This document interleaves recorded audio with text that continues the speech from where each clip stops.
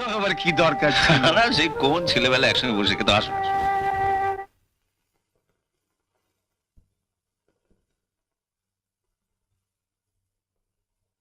মাঝে সব পেটিগুলি তো আমায় দিয়ে দিলে। আমি তো এখন পেটিগুলো আপনার পাতে তুলে দিচ্ছি, যখন গাদার মাছ খাওয়া আমি শিখে ফেলেছি। কিন্তু মাস্টারমশাই, আপনি যখন আপনার পাত থেকে আমার পাতে পেটিগুলো তুলে দিতেন, তখন কিন্তু পেটি ছাড়া আপনি খেতেই পারতেন না। আরে খাবো খাবো, বাবলু বড় হয়ে যখন চাকরি করবে তখন দেখো রোজ এই সাইজের পেটির মাছ আনবে। আনবি না? কি হলো মাস্টারমশাই, খাওয়া?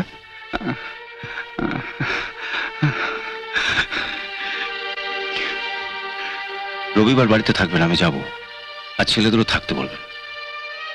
তুমি তুমি সত্যি আমাদের বাড়িতে যাবে তো বাবা? আপনি তো বললেন মিনতির পাত্র দেখে দিতে, তো ওকে একবার চোখে না দেখলে কেমন করে বুঝবো কেমন পাত্রের সঙ্গে ওর ঠিক মানাবে?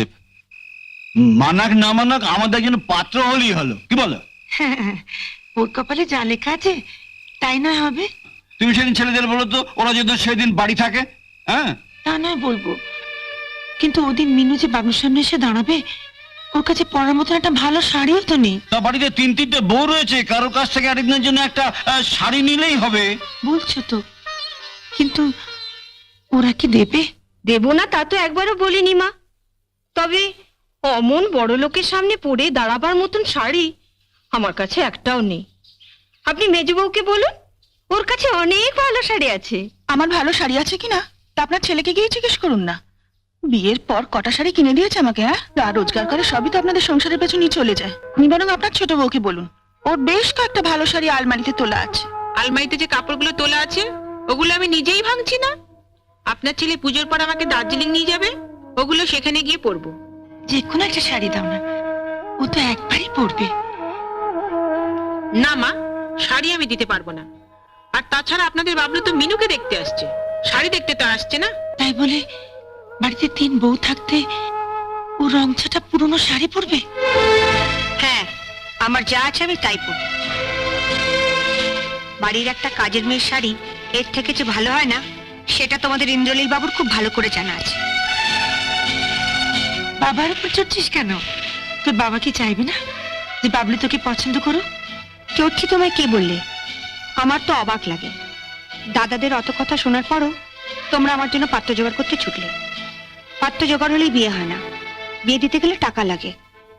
আর অতগুলো টাকা বাবা... টাকার কথা তোকে ভাবতে হবে না। সেই তো আমার দাদাদের কাছে গিয়ে বিক্রির মতো হাত পাতবে আর বৌদিদের মুখ জামটা শুনবে। না, আমি তোকে কথা দিচ্ছি, তোর বিয়ের জন্য ওদের কাছ থেকে আমি 1 পয়সা নেব না। তার মানে তুমি তোমার ওই বড়লোক ছাত্র ইন্দ্রনীল চক্রবর্তীর কাছে কি হাত পাতবে?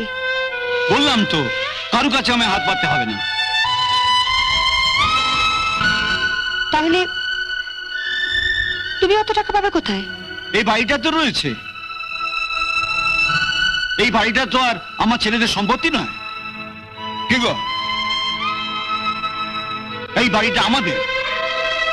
এ বাড়ি বেচে আমি তোর বিয়ে দেবো। বাড়ি বেচে? বাড়ি বেচে দিলে তোমরা থাকবে কোথায়? তোর সিঁথিতে সিঁদুর উঠলে আমরা বুড়ো বুড়ি আমাদের ব্যবস্থা ঠিক করে নেব।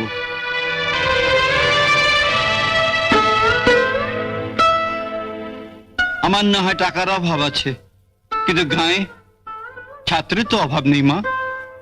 আর আমি তো ছাত্র পড়ানো এখনো ভুলিনি।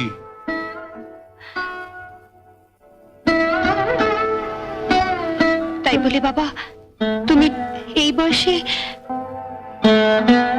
ইয়া, বাবলুর আসার সময় হয়ে গেল, তুই তো নিজের ঘরে গিয়ে চুলটুলগুলো একটু সুন্দর করে আঁচড়ে নে। হ্যাঁ, আর তোর মনের মতো আচ্ছা বেশ, তোর যদি এই শাড়ির পছন্দ হয় এটাই পরে আয়।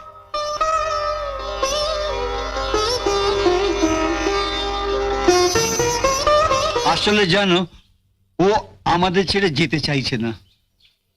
ও ভাবছে যে ও চলে গেলে যদিও দাদা বৌদিরা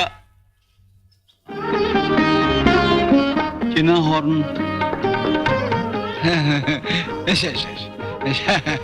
থাক থাক থাক,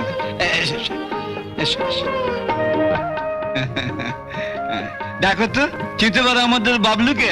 কি করে চিনবো? ও তো একেবারে সাহেব হয়ে গেছে। থাক থাক বাবা। দীর্ঘজীবী হ।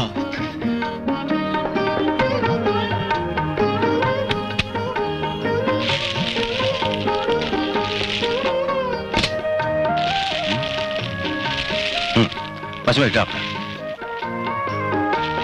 মাসুম সাহেব এটা আপনি পড়বেন। হ্যাঁ এসবের কি দরকার ছিল বাবা?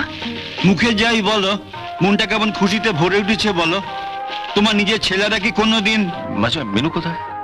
ঘরে আছে বাবা। আচ্ছা, ওকে এটা দেবেন। হ্যাঁ, না না না, দিয়ে এসো দিয়ে এসো। তুমি বসো বাবা, আমি এক্ষুনি ওকে নিয়ে আসছি।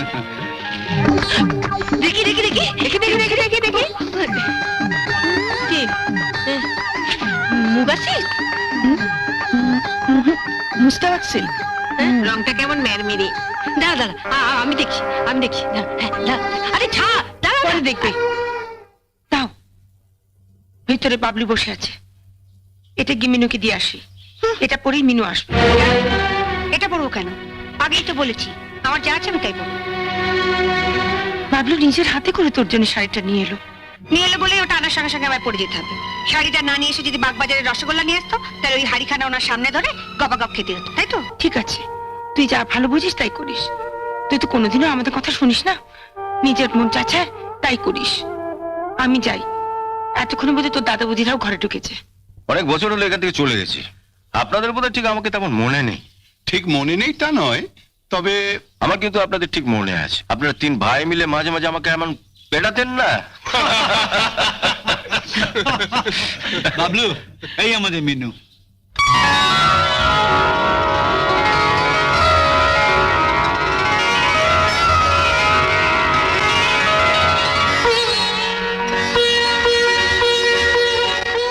বস।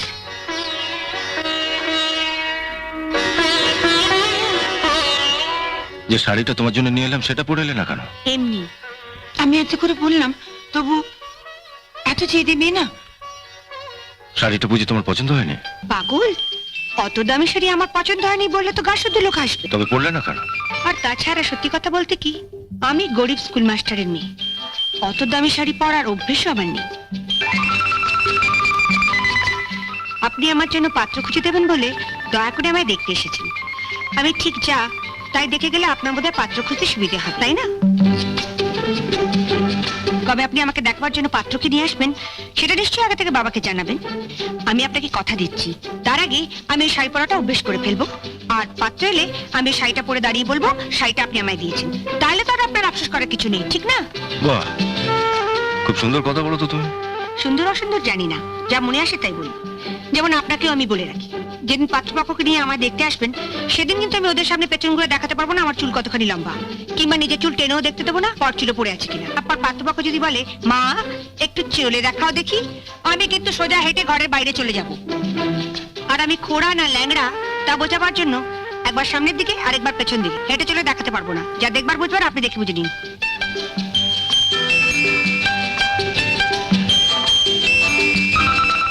বুঝলেন তো?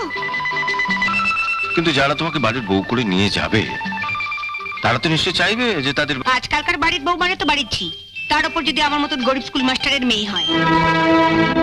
আমি তার বৌদিদের মতন কপাল নিয়ে আসিনি কে যে বাড়ির বউ হয়ে যাব সে বাড়িতে আমার মতন একখানা ননদ থাকবে যার কাঁধে সংসারের সমস্ত দায়িত্ব চাপিয়ে দিয়ে আমি বৌদিদের মতন পটের বিবিসে যে গায়ে হাওয়া লাগিয়ে বেড়াবো। বৌদিদের উপর তোমার খুব রাগ দেখছি। ওসব রাগ টাগ বুঝি না, যা সত্যি তাই বলছি। সামনেই তো আছে, জিজ্ঞেস করুন না মিথ্যে বলছি কিনা। আমি আবার কাউকে ভয়টাই পাই না। তুমি ওর কথা কিছু মনে করো না বাবা, ও মুখে যাই বলুক, মনে কিন্তু। শুনুন, আর যার কথাতেই বলুন, পাত্রী দেখতে এসে পাত্রীর মার কথাটা কিন্তু ভুলবেন না, তাহলেই ঠকবেন। মিনু, প্রত্যেক মাই কিন্তু মেয়েকে বিয়ে দেওয়ার আগে পাত্রপক্ষকেই একই ধরনের কথা বলে। ওই যে বড় বৌদি বিয়ের আগে মা বাবার সঙ্গে আমিও বড় বৌদিকে দেখতে গেছিলাম, তখন বড় বৌদির মা বললে আমার মেয়ে খুব শান্ত, সাত চড়ে নাকি মুখ থেকে রা বেরোয় না। অথচ এ বাড়িতে আসার পরে বৌদির চিৎকারে এ পাড়ার যত কাকপক্ষীগুলো সব এ পাড়া ছেড়ে দিয়ে ওই বামুন পাড়ার বটগাছাতে পাশা বেঁধেছে। কি বলেছে এটাই আমি? বলুন মা, মা, কি হচ্ছে কি? কি হচ্ছে মানে? আমি চুপ করে থাকবো? একটা ভালো লোকের সামনে বলে কিনা আমাকে? আচ্ছা তুমি বাকি, হ্যাঁ? দুটো জগন্নাথের মতো দাঁড়িয়ে আছো। চুপ করো, চুপ করো। বলে কিনা আমি চেঁচাই। না না, কানে হাত চাপা দিয়ে মিলিয়ে দেখুন সেদিন বড় বৌদির মা কতখানি সত্যি বলেছিল। আচ্ছা, আমি তো তোমায় দেখতে এসেছি। তোমার তো উচিত ছিল ভবিষ্যতের কথা ভেবে চুপচাপ থেকে আমার কথার উত্তরগুলো ধীরে সুস্থে দেওয়া। না বাবা, আমি যা আমি তাই। এটা আবার বিয়ে হয় হবে না হয় না হবে। আমার বিধিলিপিতে যদি লেখা থাকে আজীবন এ বাড়িতে দাসীবৃত্তি করে আমায় পেট চালাতে হবে, তাহলে আপনি কেন? ভগবানের বাবা এলেও আমার পাত্র জোগাড়। বিধিলিপি মানো? না মেনে উপায় কি? এই ধরুন না, আপনি আমাদের বাড়িতে থাকতেন, আমার দাদাদের সঙ্গেই পড়তেন, আমার বাবাই আপনাদের 4 জনকে পড়িয়েছেন। কিন্তু আজ আপনি কোথায় আর আমার দাদারা কোথায়? আপনার বিধিলিপিতে ছিল আপনি বড় হবেন, হয়েছেন। আর আমার দাদাদের বিধিলিপিতে ছিল কেরানি হবে আর যে যার বইয়ের আঁচলের তলা থাকবে। মা, মিনু কিন্তু অত্যন্ত বাড়াবাড়ি করছে। তার চেয়ে বলো না মিনু আপনি সত্য কথা বলছে। না না, বলছি তার একটা কারণ আছে। আমি যে বাড়ির বউ হয়ে যাব, তাদেরও তো এ বাড়ির লোকগুলো চরিত্র জানা দরকার। কি ঠিক বলছি না? বৌমা, তোমাদের মধ্যে কেউ যদি একটু চা করে নিয়ে আসে।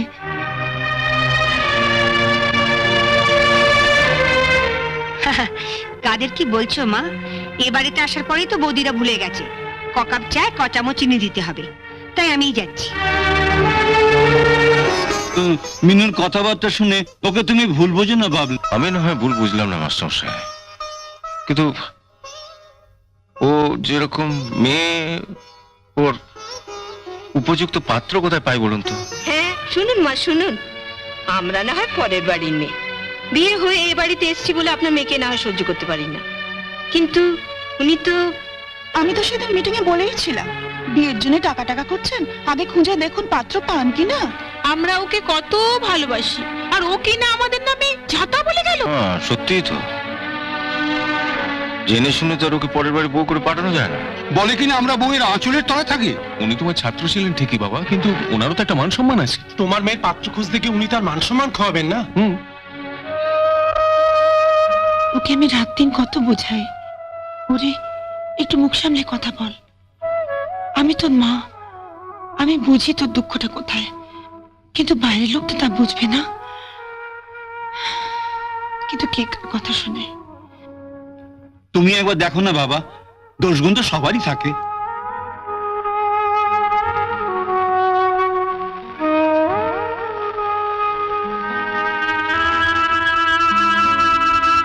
না মাস্টারমশাই, আমার চেনাশোনা তেমন কেউ নেই যাদের বাড়িতে ভরসা করে ওকে বউ করে পাঠানো যায়।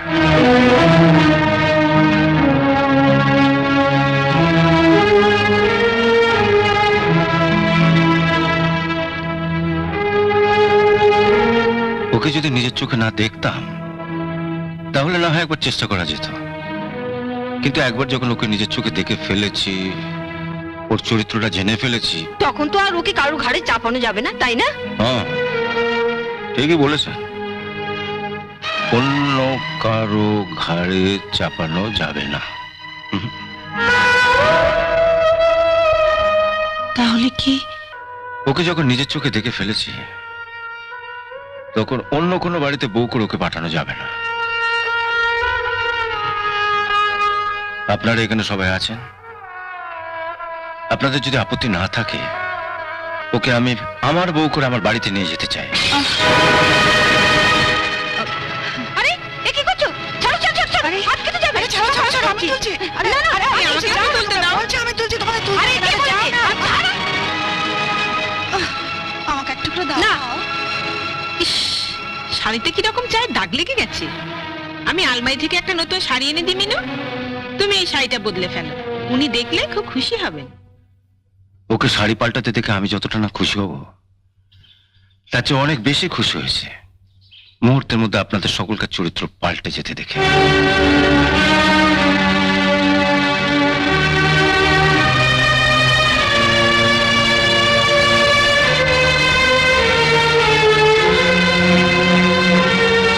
তুমি ঠিক বলছো তো বাবা, আমার জন্য কেমন বিশ্বাস হচ্ছে না। আমারও বিশ্বাস হচ্ছে না, একটা সাধারণ গ্রাম্য মেয়ের মধ্যে এমন অসাধারণত্ব কেমন করে লুকিয়ে থাকে। আপনি আমাকে একটা পাথর দেখাবেন বলে এনেছেন,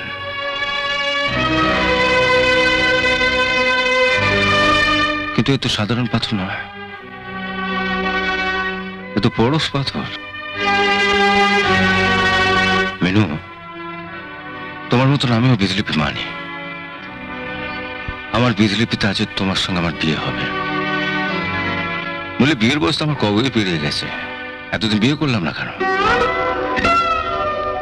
আচ্ছা, বাড়িতে পঞ্জিকা আছে? হ্যাঁ বাবা আছে। আপনি দেখুন সামনে কোনো বিয়ের তারিখ আছে কিনা, আর দরকার পড়লে কোনো পুরো ঠাকুরকে ডেকে পাঠাতে পারেন। আমি ছাতে আছি, চা খেতে খেতে কথা হবে।